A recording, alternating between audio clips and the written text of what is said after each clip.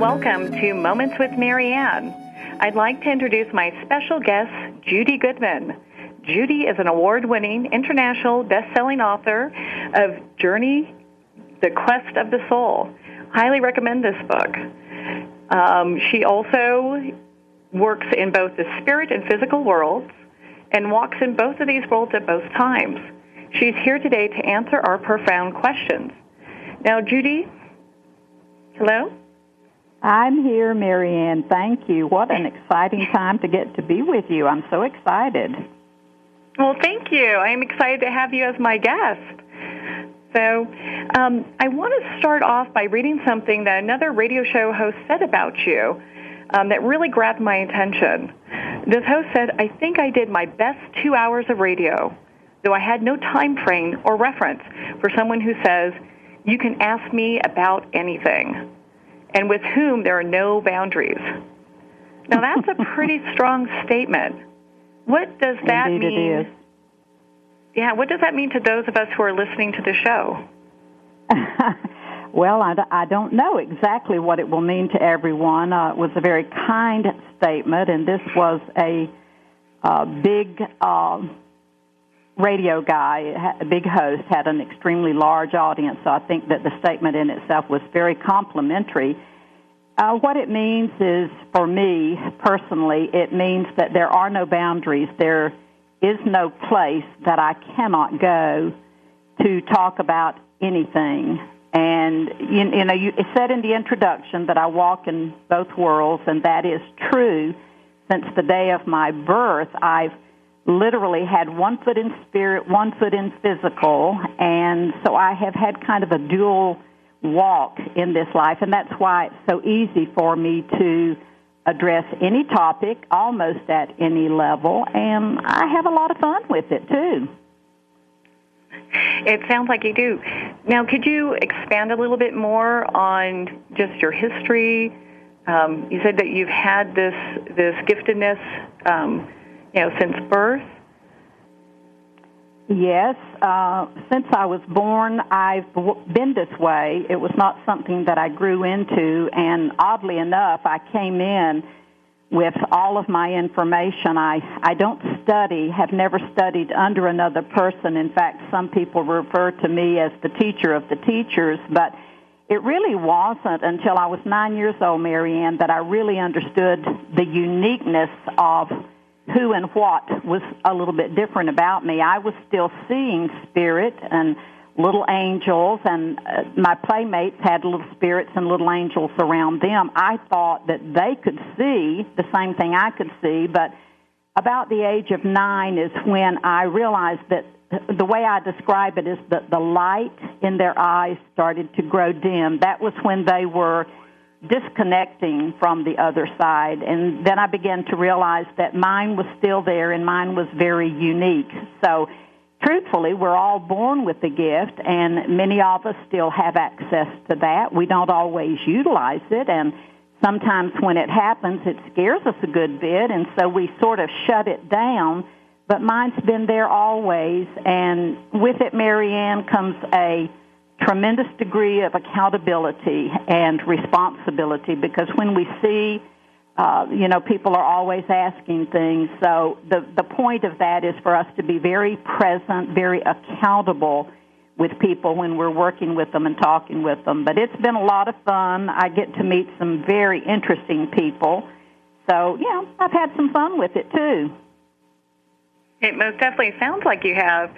So you had mentioned that when you see something, that's not something that you're always supposed to discuss with your gift. Yeah. Sometimes that does happen. Sometimes when you're working with someone, you may see an event, and for me, and this is not about a person's religion, but I am a religious person myself, but I'm not about a person's religion when I'm working with them and talking to them. But if I am working with someone and I see an event that troubles me a little bit, I silently to myself will say, Father, am I supposed to say something? And I wait for the answers. And at my age in life, I have certainly learned how to discern and how to listen to that and how to be careful. Just because we see and feel things, it's not always a good idea to just throw that information out onto people, because sometimes it will scare them to death, and if we don't have the ability to give them a real good understanding of what we're saying, then we may be doing the wrong thing. Well, that definitely makes sense. I mean, with everything that we do in the physical world, there is a sense of responsibility. I can see that being able to visualize things, to actually see things in the spirit world, there's also a sense of responsibility in what it is that we say and how we act. So that makes perfect sense. Marianne, before we get too far down the road with this, I want to congratulate you on your show, and I want to give a shout-out to people that are in Boston that are listening. But according to my email, you've got listeners this evening from Singapore, from people that are from Puerto Rico. You've got listeners that are tuning in tonight all across the country. This is just so exciting, and thank you for letting me be a part of this. And I understand that you have got some tremendous guests coming up. You've got a Ken Elliott, who's got an incredible book. You've got a Nancy, who was an atheist, and died and went to heaven. Can you imagine? What a story. Yeah. It's quite a tremendous story, and thank you very much, Judy. I greatly appreciate your kind words and having you on my show, and getting things kicked off here, especially because you are, in my view, I believe you're one of the most gifted people we have walking the planet right now, and I know that's a strong statement, but I use those words very carefully. Very carefully. So I'm going to go out on a limb here, Judy, and ask you something. I understand you're the kind of person we can ask anything. So for our listeners, I want to ask you, are ghosts real? Oh, my goodness. Here we are so close to Halloween, and you're going to ask me the ghost stories. Yes. It's a perfect time. Indeed it is. And, yes, they are real. I did a show with Dan Aykroyd many years ago, who's very famous or infamous for his show with Ghostbusters, which is coming back out again soon. But, yes, indeed, ghosts are real. That's fabulous. Now, and you see them all the time. Well, I do see them. I've learned how to filter out a lot of activity. The fact that I can see things all the time, that could be very distracting. It could be unnerving, if you will. But I've created this filtering system that, it kind of protects me. Well, just imagine, Marianne, if I was there in Colorado where you are, we went to one of the great malls that you guys have got out there and went in, I would have things coming at me with such an intensity and in such a volume that it could be crippling. And there are people that I know that don't understand the process of energy, how to protect yourself, how to move it around one thing or another, and they have difficulty with that. So, energy it's a big thing that's out there, and a ghost is, in fact, energy that will have somewhat of a form, to show me who it is. And if they know that I can see them, many times they will want to be seen and recognized. There are people that will talk with them and pass messages on. I don't work with it quite that way, but I do see that, and sometimes it's a help. If I were working with a client, then perhaps someone who had passed away and they were in a tremendous grief process, just being able to talk about that with them might help me to, bring some closure to the grief that they were involved in. So ghosts are real. I've got really good, fun stories about ghosts. Sometimes we'll get into some of that, but they are real. And as in all things, Marianne, you've got the good, the bad, and the ugly. So where we've got good things that are floating around out there, don't just open yourself up for every little thing that passes your way, because, it might not be your best friend, although it may be showing you the image that you want to see. You can't always trust it. So I don't subscribe to people having Ouija boards and trying to bring things in like that on their own. It could be a mistake for some people. Oh, definitely. And I'm glad that you brought that up, that discernment piece that goes with and making that kind of contact if someone's looking to further develop that. And just for, your walk, how it is that you discern things moving forward. So, yeah. Now, have you had a near-death experience yourself? Actually, I have had a near-death experience. You would think that someone that came in, born walking in both worlds, would maybe bypass some of those things, but that's not true for me. I did have 7 years of major surgery, almost the same day every year for 7 years. The last of those 7 surgeries, I was clinically dead for 7 minutes, went to the other side, and that will be an interesting story that we'll get into at another time.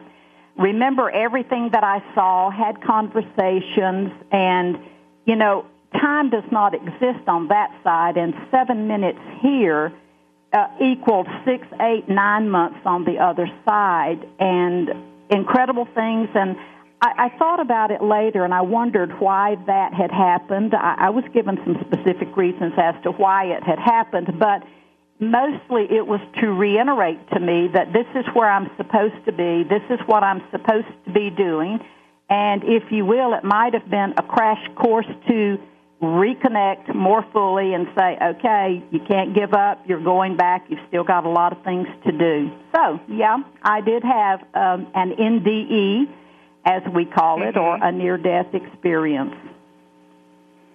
That's amazing. That's absolutely amazing, that experience that you went through. And there's part of that I've just made a note about, and I'll have to wrap around back to that later. It's just your answer is very interesting, and we're definitely going to talk about that a little bit more later. Well, Marianne, it also reminds me of a guest you've got coming up, Nancy, who was an atheist by her own profession, by her own statement, who had a near-death experience. She went to heaven, came back, it changed her life. So, what a person's belief system is not important, and you don't have to have a near-death experience to change or whatever, but and I'm saying that just to alert people that are listening to you of the variety and the volume of content that you're going to be covering on your shows, and just want to let them know there's so much information. There's a limit to what we can cover in an hour, but we can pique your information, pique your excitement, if you will, to have you come back and talk about such things as near death. Definitely. Well, and you're right, especially with having you as a guest. I mean, there isn't a topic that's off limits. And I've been getting emails coming in asking some questions here. So, and we'll get to that after we go through our break here. But one of the things, and I hear you talk a lot about, you're talking about a lot of things here, Judy, and you mentioned this once before, but I just want to kind of pin this on the wall. This is not about religion. Is that correct? That is absolutely, positively correct. Thank you for reiterating that point. It is not about religion. In fact, I love religions. I find an element of truth that weaves through almost everything that we believe, and I don't question what a person believes. I like to know what they believe. If they're a client and I'm working with them, sometimes knowing what their religious preference is, it may give us a little bit more to work with, but the things that I see, the things that I know, the things that I lecture about, the things that I teach, it's not about religion. I'm not trying to create a following. In fact, the bottom line to me is empowerment to people. It's to allow people to be the best they can be, to find what their own true path is, and have your own belief system. Whatever it is, that's what you should work with. Definitely, most definitely. Okay, well, I just wanted to cover that because I know sometimes people might get a little hung up on one thing or another, and I did hear you say that this wasn't about religion. I just wanted to make sure that was loud and clear. One of the other things that keeps coming up that I see quite often, people are talking about vibrational shift, and we're in a vibrational shift, and it's happening right now. What does that mean for us? Well, it doesn't necessarily mean a good old-fashioned California earthquake, although I guess some of us might feel it that way. But really, the first major shift that I was aware of was about 4 years ago. There was a real shift where there was a different look to the skies. The feeling of energy that was around us was different. It seemed that more people were trying to find what their path is. They want to know, am I on my path? Am I doing what I need to do? You know, the earth is a living entity, and we sort of owe it a lot more respect than we give it at times, but it is a living entity that has its own lifetime, its own shift, its own vibration, and it is making slight corrections itself as we as human beings are shifting, where we are a bit more open to some of the information that's out there that will help us be better in our family, better in our work, better as an individual, better as a human being. So there is a higher consciousness that is opening up, and it's not something that's designed to control. It's a higher consciousness that when we move into that, we will actually be better people, better able to do better things for ourselves, for the planet, for each other. So it's a good thing that's happening, and we are shifting more. It means that the energy around us is different. The energy of the earth is different. You know, we have, and talking about earthquakes, we've had fires out of control, floods. South Carolina has just gone through this massive flooding that has never even happened there. And we're hearing so many reports of things that are happening all over the world where there is a shift of vibration. We are pushing against things that are hurtful, harmful, and oppressive. So we are part of that movement, and the earth itself is part of that movement. Yeah, I would agree with you 100% on that. You can see the shifts and the changes that are happening and taking place. And I'm sure you've seen this as well in just the general consciousness, and aside from the planet itself, the general consciousness of people who are, you know, as you say, trying to be kinder to one another, you know, things that are little, we have repeats of things that are coming up, that's something that as a society that we need to address, one being gun control or some kind of limits with guns. So we've got all these things coming up, but at the same time, recently I ran into two different individuals who are going through med school, and they are looking to combine both the medical field, traditional medical field, with more of a spiritual approach to it, with it, either if it's laying hands on people, doing some kind of, you know, Reiki or something along that lines in combination with general medicine. And I just find it, I mean, it's a really great time that we're living in.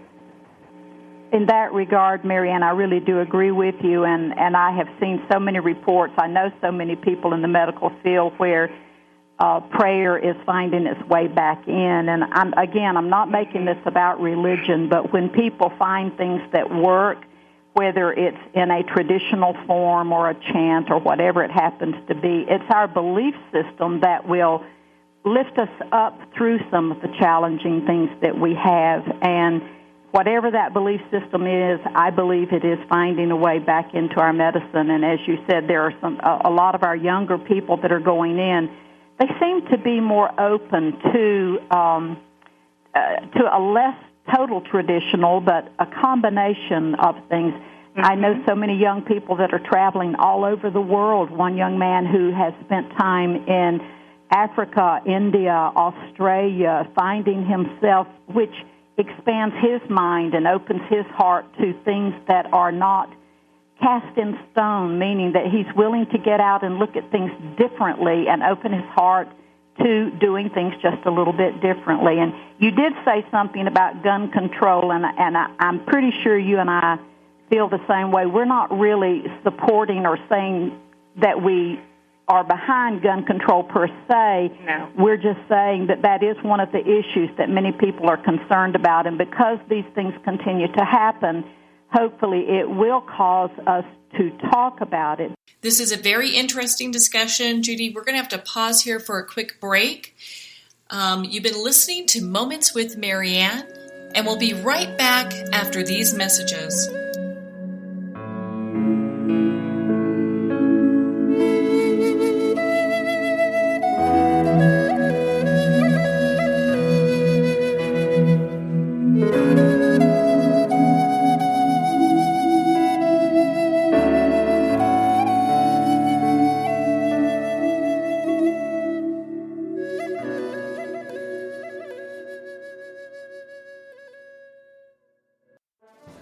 Internationally recognized and award-winning author Judy Goodman works and teaches outside the box of limited thinking. Working with people from every walk of life, her goal is to empower you to be the best you can be, no matter what the challenge is. Born with the gift of seeing beyond our normal vision, she has an extraordinary gift of working with every challenge. Teaching beyond conventional wisdom, her work is described as life-changing. Visit judygoodman.com. That's judygoodman.com.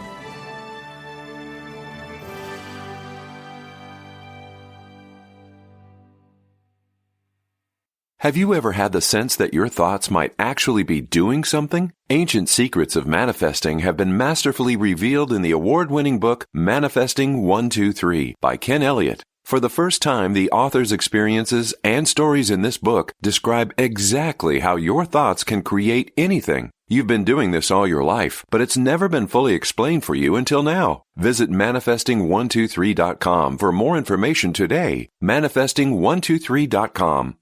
Ben Wexler is a gifted leadership development and strategy consultant for professionals who want to transform their organizations and careers. Through a uniquely personalized set of processes, participants discover their unique knowledge, how to leverage that knowledge and experience, and then put it all together with a global strategy.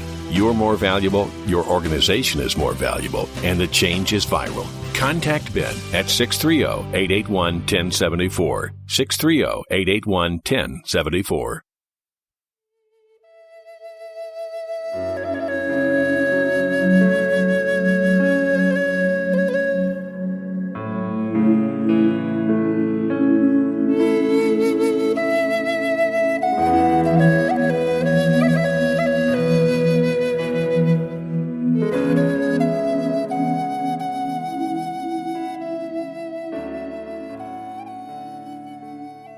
Judy Goodman's award-winning author and international best-selling author of Journey, The Quest of the Soul.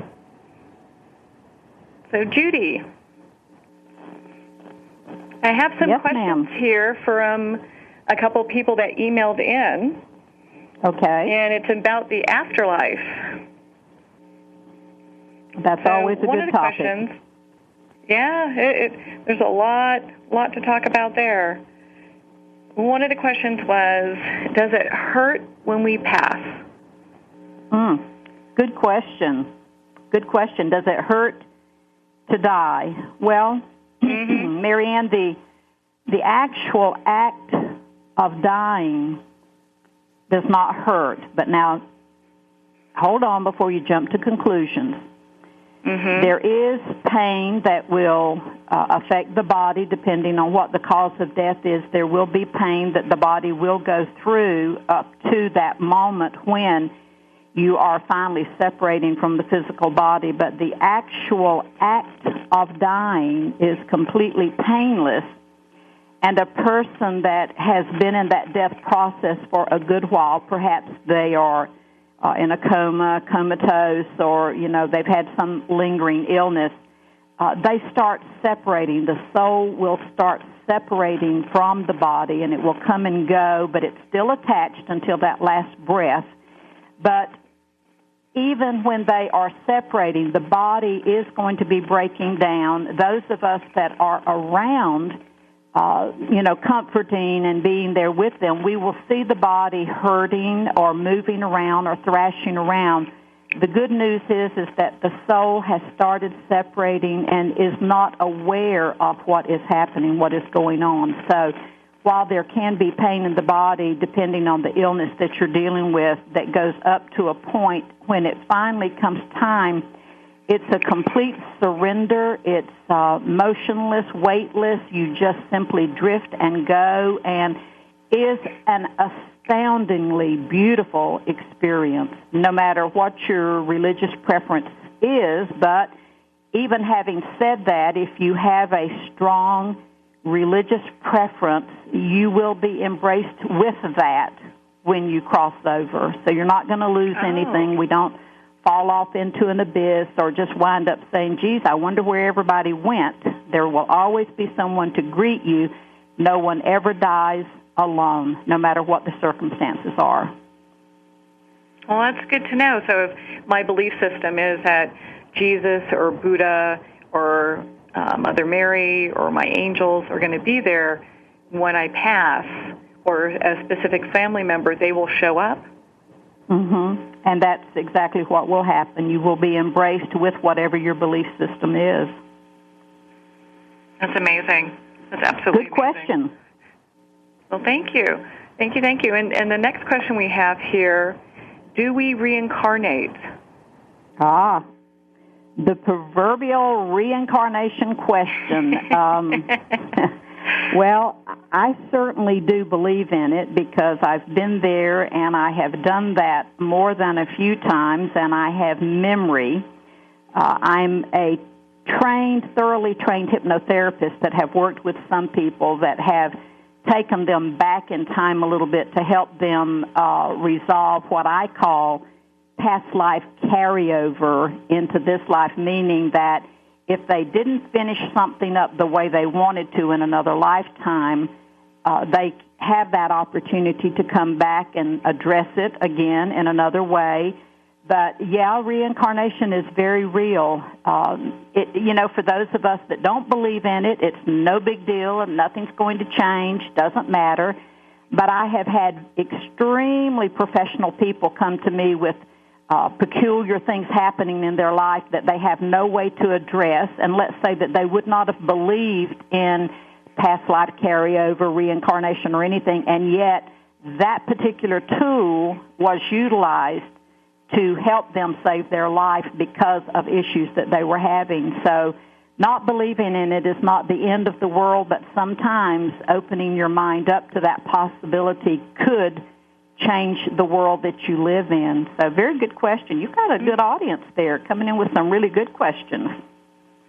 Well, and I just want to make sure I'm hearing you correctly, because I just need a moment to think about what you're saying in regards to past life carryover.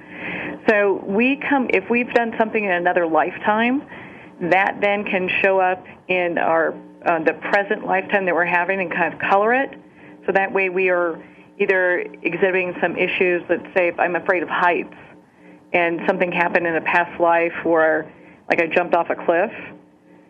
Is that something that can be addressed in this lifetime and dealt with? Well, yes, certainly it can be addressed. And, Marianne, there are many documented cases now about children that are speaking languages that they do not understand, or fears and tormenting terrors that can be addressed by getting to the bottom of that. But, reincarnation, past life carryover can show up in a number of ways. Nowadays, we can watch something like The Voice on TV, and we can hear these incredible voices, or we see a 6-year-old sit down, a real prodigy, playing the piano. So where does that come from? It begs us to think, wow, who was that child before? Because they don't have any training, no education, and yet they sit down and will play classical music. So past life carryover can show up in any number of different ways, not always a bad thing. Sometimes we paint well because perhaps we were a painter in another lifetime. So it can have some really good things, too. Oh, and that would then explain, I know it could have the negative side, but then it has a positive side. There was a video floating around YouTube for a while of an infant she still had, I believe as a little girl, still had her diapers on, and she was climbing up a little rock wall, a little rock climber. And oh, I saw that. Amazing. Yeah, totally amazing. It was amazing to watch. Just as she just figured it out. She's still wearing diapers, can't even talk, and just went up this wall like she was born to do that, and that was her thing, And well, there's another very interesting story about a man that has written a book. It's called Someone Else's Yesterday, that was a firefighter in this life, and he has a certain facial feature, beards. He's got scars on his body that he can't explain, and he was having trouble, and he went for hypnotherapy and found out that he was one of the generals that was in Atlanta, Georgia, and there's even a statue of him, and it's just pretty incredible at some of the things that will come out of. And this man is as reputable as anyone could possibly be, had nothing to gain by going through this, and perhaps even had a lot to lose by going through it, but it helped him to begin to understand what was going on in his own life. So it's a pretty amazing thing. I can imagine this would be a very private thing that most people would journey on their own to, discover or work through, just because of, that whole factor of, what are people going to say that I was this person 200 years ago that went through this thing, Exactly. This experience. Exactly. But it also brings us back to that topic of hypnosis, though, which is to say you don't always use a wonderful tool like that just for past life therapy. Sometimes you can go back into your early childhood and find out some distress or something that happened that you are still working through the trauma. So we don't always use that tool just for past life. Sometimes it's to go back into our most recent life to get to the bottom of things that we're dealing with in this lifetime. So not everything is going to come from another lifetime. Sometimes it really and truly is just what your experiences have been in this lifetime. Now, there is a school of thought that when you do past life regression work, you have to be very careful about what it is that you uncover or that you bring forward if the person's ready to, experience that, deal with that, move through that. And then there's another group of people that believe, just bring all that forward and let's deal with it as we go forward. What's your thoughts on that, Judy? Well, that's an interesting question. I'm glad that you raised that point, because if you're going to use regression therapy, or whether it's this life or a past life, whatever might show up, be with someone that's reputable and that knows what they're doing, where they're going, someone who is accountable and responsible, that knows how far back it is safe to take you and what you want to bring forward. Just work with really good, really reputable people that will, be there and have your best interests at heart at all times. So, Judy, before we get moving along on a different topic here, I'd like to ask you about the afterlife, the other side. I'd like to finish up that question, and I'd like to hear how heaven looks, how the other side looks. You come up with the best questions, my word. What does heaven look like? Well, probably a little different for each of us, but what I can say that would make sense, and we hear the proverbial tunnel that we travel through. That doesn't happen every single time. It could happen. Mm-hmm. One of the things is that the colors are more brilliant than anything you can see here. It's almost like you've got a filtering system over your eyes. Even the most beautiful sunset that you can see here would never compare to what will happen there, but the colors are much more brilliant.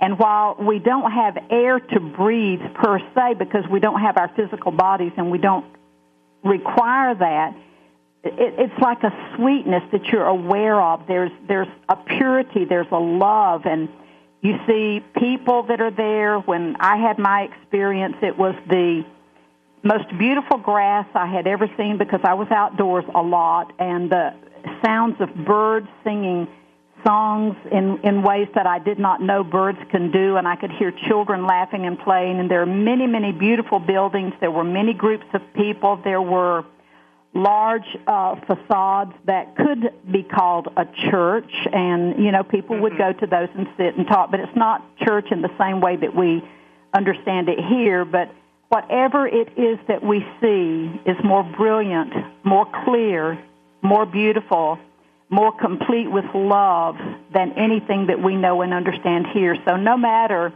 what a person might be dealing with or going through here, I can say that we're not just going to fall off an abyss. There's not just a dark end. There is something waiting for each of us. Circumstances might be a little different depending on how we're crossing.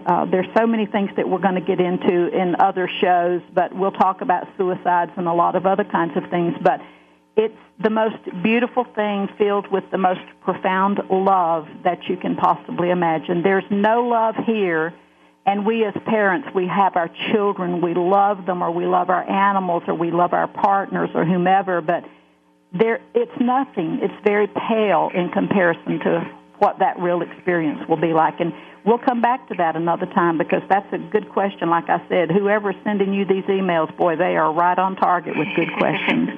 We will definitely expand on that next time for sure.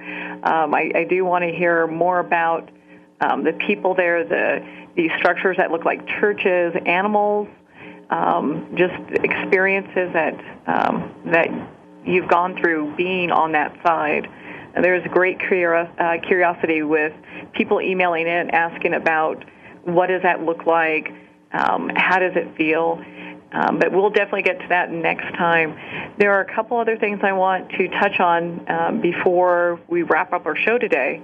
And one is you have written or produced a new audiobook called Journey, the Quest of the Soul.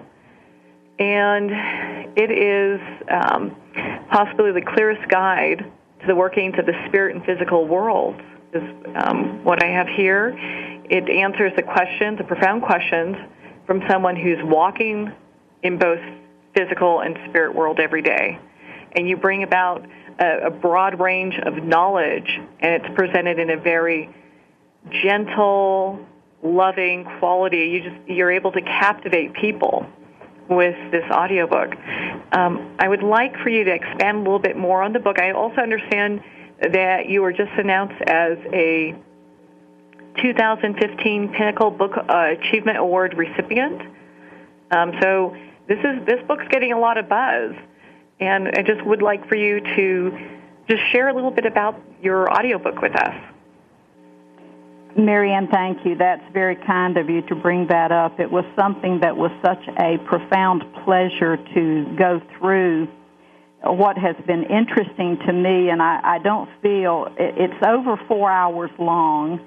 It's an audio book. It's something you can hear and resonate with, but since it was officially released June the 30th, it has been picked up in 8 different countries, and it's not about me. I'm part of it, but it's about knowledge that people can learn and grow from and incorporate into their own lives or into their own belief systems or whatever. Again, it's not about a religion. It's not trying to create a belief system for anyone, but it is a very good go-to place to hear a lot of answers to questions you wouldn't even think about answering. And I had such fun doing this, and our good friend Ken Elliott, he's going to be one of your guests also, who has released a great book, Manifesting 1, 2, 3. You don't need 3. It's so profound, I can't even begin to tell you what a great piece of material it is.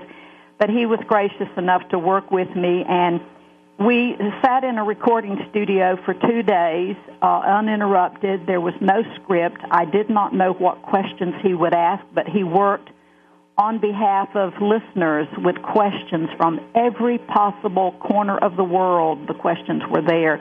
And we did this for 2 solid days. It's a beautiful piece of work. I'm really proud of it, but it's not about me. It's about the listeners and the people that will be listening to it. But having won the Pinnacle Book Achievement Award, my goodness, what an incredible surprise. That was extremely nice, very flattering, and I'm very grateful for that. Thank you for bringing that up. Oh, most definitely. And the reviews that I've seen on this book are just life-changing, absolutely life-changing. People are talking I regards have heard to that from many people. Mm-hmm. Yeah, how it's really shift perspective and really change the way they feel and think about certain things that maybe could have been a block for them in the past. It's a very powerful book. And the next thing I'd like to touch on is I hear you have a workshop coming up on November 7th in Atlanta, Georgia. Oh, absolutely. Good old Atlanta, Georgia, down south. We are just going to have fun. We're going to have an all-day seminar.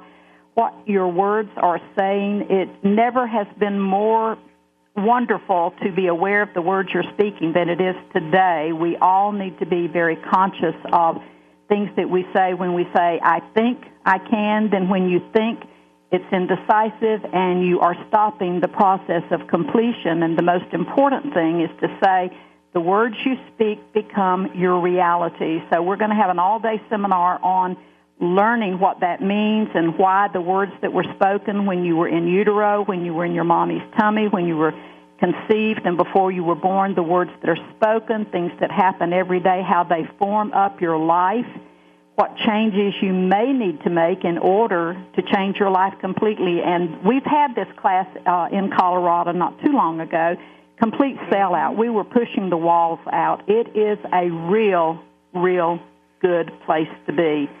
Atlanta, Georgia, November the 7th, 10 to 5. Great place to be. You can find information on the website. Yeah, without a doubt. I attended the workshop that is out here in Colorado, and for listeners that are out in the Colorado area, we had people from all over the world come to this workshop, and the messages and the feedback that I got from people who are friends of mine who came back and said, oh, my gosh, I just can't believe my life has gotten better, things have gotten better. It was absolutely astounding. I couldn't keep track of all the great, the kudos that you got and the great information and just huge shifts that people had. You know, it was absolutely amazing. They were very kind. We did get a lot of really beautiful remarks, but in truth, Marianne, I can stand and I can talk, but the real kudos come to the people that are there, that are doing the work, that are changing their lives, because it was the old saying, you can lead a horse to water, but you can't make him drink. So lives were changed, but lives were changed, but that's because they wanted to change. And it's just powerful. It's just effective. And I'm here sort of participating with it, and I get to see these wonderful things happen, but it's not about me. It's about the people, empowering them, helping them to be the best that they can be. That's what my whole motivation behind everything that I do is all about. Well, and for those that do sign up for the Atlanta workshop, I'm just going to give a little teaser. I'm not giving anything away here, but something wonderful is going to happen. So Judy always has I'm not going to give it away. Judy always has something wonderful that happens. Before we run out of time, let me go back to the audio book you so graciously opened up, and let me say that if we've got listeners that are out of the country that are listening to the show right now, if you will send an email in with your full address, which will substantiate that you are actually out of country, I will personally send you a free download for a copy of the audiobook, Journey, The Quest of the Soul. It's won awards. It's a very powerful tool.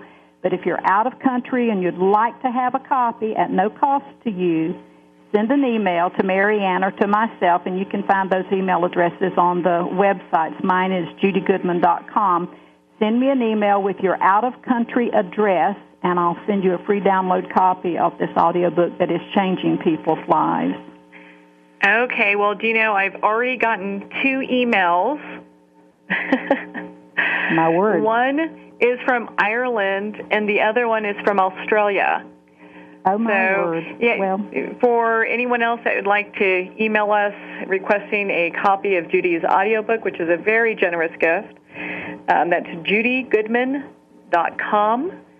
And you can email her at judykgoodman@aol.com, or you can email myself at marianne-pestana@gmail.com, and we'd be happy to go ahead and get that to you. You want to make sure that you include your address, your email address, and your full name. So, wow, here comes another one, Japan. So, okay. Oh, my word. Marianne, thank you for allowing me to be with you tonight, and thanks to all of the listeners.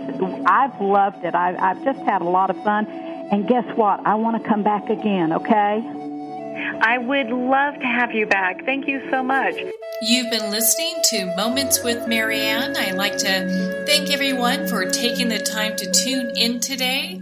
If you'd like to learn more about Judy, you can reach her at her website at judygoodman.com. So thank you for tuning in, and remember, make every moment count. In a single moment, your life can change. Moments with Marianne is a transformative hour that covers an endless array of topics with the best of the best. Her guests are leaders in their fields, ranging from inspirational authors, top industry leaders, and business and spiritual entrepreneurs. Each guest is gifted and a true visionary, a recognized leader in her own work, and while teaching others to develop, refocus, and grow, Marianne will bring the best guest and sometimes a special surprise. Don't miss this. You never know just which moment will change your life forever. Moments with Marianne airs every Thursday, Friday, and Sunday at 8 p.m. Eastern, 6 p.m. Mountain Time. Make sure to tune in and visit momentswithmarianne.com for more information.